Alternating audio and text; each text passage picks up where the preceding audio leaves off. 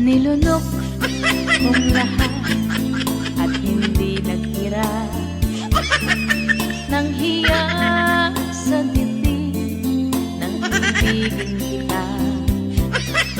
Kahit na batid ko na mayroon kang iba, pag-ibig ko'y ikaw pa rin. Welcome Natasha Cebu. Good afternoon.